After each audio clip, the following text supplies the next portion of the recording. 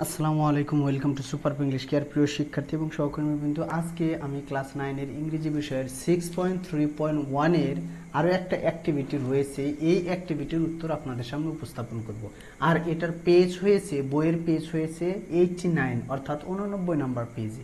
আমরা যদি এই যে মূল বই দেখি, এই যে মূলত এটা, এর আগেরটাও কিন্তু 6.3.1 অ্যাক্টিভিটি ছিল, এটার নামও দেওয়া হয়েছে 6.3.1 অ্যাক্টিভিটি, যা বলা হয়েছে let's check our comprehension of the note, অর্থাৎ চলো নোটটি সম্পর্কে আমরা কি বুঝেছি তা যাচাই করি।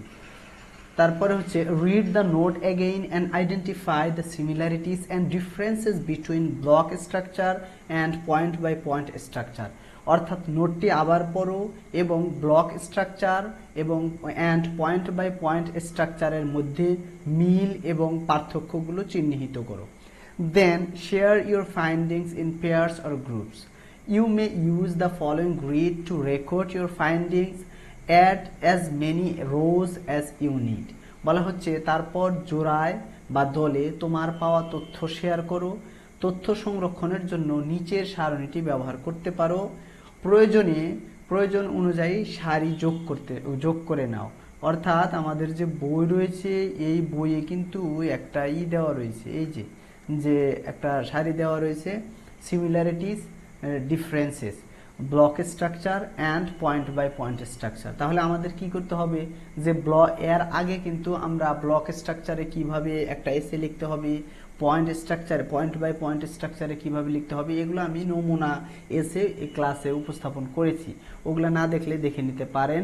এখন এই জায়গায় যেটা রয়েছে মাত্র 3টা দেওয়া রয়েছে, কিন্তু আমি যেটা উপস্থাপন করব এই জায়গায় 5টা সিমিলারিটিস এবং 5টা ডিফারেন্সেস উপস্থাপন করব। অর্থাৎ তাহলে আজকের সিমিলারিটিস এবং ডিফারেন্সেসটা কোন জায়গায় হবে, এটা হচ্ছে ব্লক স্ট্রাকচার এবং পয়েন্ট বাই পয়েন্ট স্ট্রাকচার যে এসে রয়েছে লেখার ধরন, এদের মধ্যে কেমন মিল রয়েছে এবং কোনগুলো অমিল রয়েছে। আমি যদি তাহলে আগে মিলগুলো খুঁজি, তাহলে মিল 5টা পড়ি। সিমিলারিটিস অর্থাৎ মিল যেগুলো রয়েছে, both methods consist of an introduction, body paragraphs and a conclusion, অর্থাৎ দুটো পদ্ধতির মধ্যেই কি থাকে, একটা অবশ্যই একটা ইন্ট্রোডাকশন থাকে এবং বডি প্যারাগ্রাফস থাকে। এবং বডি প্যারাগ্রাফসের মধ্যে পার্থক্য রয়েছে, কোনোটায় 2টা থাকে, কোনোটা 3টা থাকে, বেশি থাকে, কিন্তু বডি প্যারাগ্রাফ অবশ্যই থাকে। তার মানে এটা একটা মিল। আবার কনক্লুশন থাকে একটা সব এসের মধ্যে, তার মানে এটা হচ্ছে মিল, 1 নাম্বার মিল। 2 নাম্বার মিল হচ্ছে each method compares and contrast 2 or more subjects, অর্থাৎ দুইটা মেথডই কিন্তু মিল এবং অমিলগুলো তুলে ধরে। তার মানে এটাও যেহেতু তুলনা করে, সেই কারণে এটাও হচ্ছে এই ব্লক স্ট্রাকচার এবং পয়েন্ট বাই পয়েন্ট স্ট্রাকচারের আরেকটা মিল। এখন নাম্বার থার্ড নাম্বার মিল যেটা রয়েছে সিমিলারিটিস, এটা হচ্ছে both methods follow a structured approach to present কম্প্যারিজনস, মানে প্রত্যেকটা মেথডেরই কিন্তু একটা কি রয়েছে, স্ট্রাকচার্ড ওয়ে রয়েছে, অ্যাপ্রোচ রয়েছে, যার যেভাবে আমরা যেটা ফলো করে কি করি, এক একটা এসে উপস্থাপন করি। নাম্বার 4 রয়েছে যেটা both methods utilise body paragraphs to discuss similarities and differences. এখন আমরা যদি খেয়াল করি যে বডি প্যারাগ্রাফগুলো থাকে প্রত্যেকটারই ব্লক স্ট্রাকচারের এবং পয়েন্ট বাই পয়েন্ট স্ট্রাকচার দুটোর মধ্যে যে বডি প্যারাগ্রাফগুলো কি করে, হয় সিমিলারিটিস এবং ডিসিমিলারিটিস এগুলা তুলে ধরার জন্য ব্যবহার করা হয়। তার মানে এটাও মিল। ফিফথ এবং ফাইনাল যেটা হচ্ছে মিলের মধ্যে, both methods aim at providing a clear comparison between subjects, অর্থাৎ দুটো পদ্ধতি কি করে, দুইটা যে মেথড আছে দুইটা মেথডই এম এর পরে অ্যাট হইলে ভার্বের সাথে আইএনজি যুক্ত হয়। Aim at providing a clear comparison, মানে দুটার মধ্যে একটা তুলনা প্রকাশ করার জন্যই এই বোথ মেথডটার আর কি উদ্দেশ্য হচ্ছে, দুটা মেথডের উদ্দেশ্য হচ্ছে দুটি বস্তু অথবা যে কোনো সাবজেক্টের মধ্যে তুলনা প্রকাশ করে। তার মানে এইগুলা হচ্ছে কি, এই 5টা আমরা মিল খুঁজে পেলাম। এখন আমরা এই ব্লক স্ট্রাকচার এবং পয়েন্ট বাই পয়েন্ট স্ট্রাকচারের মধ্যে পার্থক্য কি আমরা সেটা পড়ব।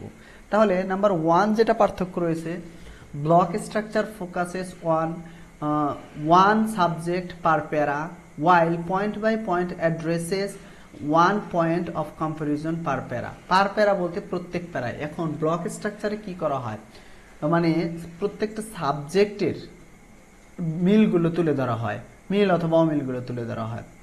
কিন্তু পয়েন্ট বাই পয়েন্ট স্ট্রাকচারে একটার মধ্যে কি করে, মিল মানে তুলনা দুটাই করে, সেটাই বলা হয়েছে। আর এসে দেখলে বুঝতে পারবে। 2 নম্বরে হচ্ছে কি, block structure typically has 4 paragraphs while point by point may have more depending on the number of points compared। অর্থাৎ ব্লক স্ট্রাকচারে 4টা প্যারাগ্রাফ থাকে। নাম্বার 1 হচ্ছে ইন্ট্রোডাকশন প্যারাগ্রাফ, নাম্বার 2 দুইটা বডি প্যারাগ্রাফ থাকে, তাহলে 3 নাম্বার গেল, আর নাম্বার 4 হচ্ছে কনক্লুশন। আর পয়েন্ট বাই পয়েন্ট প্যারাগ্রাফে এই যে ইন্ট্রোডাকশন এবং কনক্লুশন এই দুইটা থাকবেই, তাছাড়া যে কয়টা পয়েন্ট নিয়ে আলোচনা করবে সেই কয়টা পয়েন্ট, যদি 5টা পয়েন্ট নিয়ে আলোচনা করে পার্থক্য মিল এবং অমিল দেখায়, তাহলে ওই 5টা পয়েন্টই 5টা প্যারাগ্রাফ হবে। তার মানে এটা ডিপেন্ড করে যে প্যারাগ্রাফ পয়েন্ট কয়টা, তুলনার পয়েন্ট কয়টা, সেই পয়েন্ট অনুযায়ী এই যে পয়েন্ট বাই পয়েন্ট প্যারাগ্রাফে কি হয়, বডি প্যারাগ্রাফগুলো হয়। তার মানে এটা কম বেশি হতে পারে। নাম্বার 3 নাম্বার যেটা হচ্ছে, point by point provides more detail about individual points while block structure presents a broader overview। অর্থাৎ পয়েন্ট বাই পয়েন্ট বা পাই টু পাই তুলে ধরে, যে একটা যেমন আমরা এর আগে তুলনা করেছি রিস্কের বেলায় কোনটায় বেশি কোনটায় কম, এগুলো ডিটেইল তুলে ধরে। আবার সুবিধা কোনটায় কম কোনটায় বেশি এটা তুলে ধরেছে, বাস জার্নি নাকি ট্রেন জার্নি, এগুলো তুলে ধরা হয়েছে। আর কিন্তু এই যে ব্লক স্ট্রাকচারে কিন্তু মানে ওভারভিউ একবারে তুলে ধরা হয়, মিলগুলো তুলে ধরা হয়, তারপরে অমিলগুলো তুলে ধরা হয়। তার মানে পয়েন্ট বাই পয়েন্ট কিন্তু তুলে ধরা হয় না। তাহলে এটা হচ্ছে ডিফারেন্সেস। তারপরে নাম্বার 4 হচ্ছে, block structure is considered easier two right whereas point by point requires more organization। এখন যে কেউ ব্লক স্ট্রাকচারটা ইজিলি লিখতে পারে, কারণ এই জায়গায় শুধু মিলগুলো লিখে দিল, তারপরে হচ্ছে অমিলগুলো লিখে দিল। তার মানে দুইটা প্যারাগ্রাফে দুইটি বডি প্যারাগ্রাফে এটা লেখা হয়ে গেল।